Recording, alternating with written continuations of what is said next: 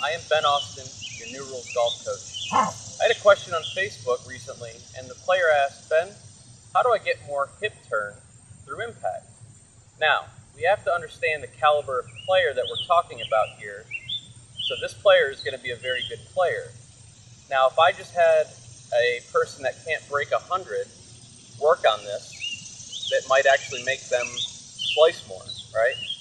So, this is a good thing I want everybody to understand, and the first concept we're going to talk about today is disassociation. Now, this sounds like a horror film, but it's actually a very good thing in golf. So disassociation means the amount that you can separate your upper body from your lower body. So a good way to work on this and to understand this is to do a simple exercise where you take a club, lay it across your shoulders, and take your golf posture. Now what you're going to do is leave this club here without moving it and see how much can you open your hips or turn them to the left and how much you can turn them to the right. Now another way to do this would be to do this same exercise but keep your hips still and turn your shoulders without moving your hips and turn your shoulders without moving your hips. So what I'm doing there is I'm disassociating my upper body from my lower body. Most players that I see, when I ask them to do this drill, will go like that. They will turn everything. Now we need to disassociate our lower body from our upper body.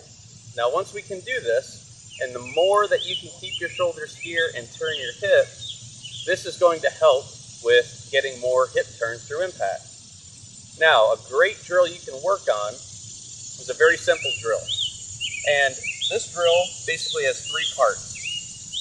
The first part that you're going to do is you're going to take your setup position, and the first step is you're basically going to preset where you want to be at impact.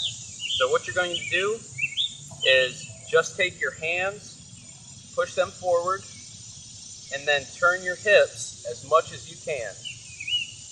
So what you're going to do is you're going to hold this for a 10 count and just really feel your hips open, hands forward, and just really hold it. Second step, take a short backswing, same feeling without hitting the ball. Try to get your hips to turn as much as you can and your hands forward and hold it. And then on the third step, you're going to actually hit the ball.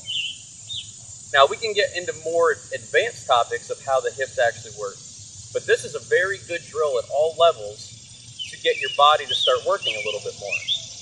Now, what I want you to be careful of is when I give this drill to a very high handicap, more than likely you're going to get here and just turn, which is going to make you slice the ball more. So understand that this player that I'm talking to is a better player, okay? Now, if I do this drill, I should be able to get my hips to turn a little bit more while keeping my hands forward, and this is going to get me to strike the ball more solid and give me a little bit more distance. So let me try this drill and see what happens. So I'm going to set up, and step one, I'm going to turn my hips and push my hands forward. Just really feel my hips and my hands. Step two, short swing. Don't hit the ball, just kind of feel it.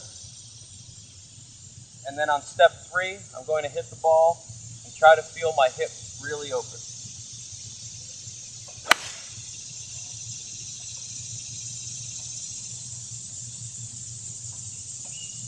Pretty good shot. Now if you do this drill, you'll get your body to activate a little bit more. You'll be able to turn your hips a little bit more. And understand that this is a better player that we're talking to, not somebody in the 110, 120 range.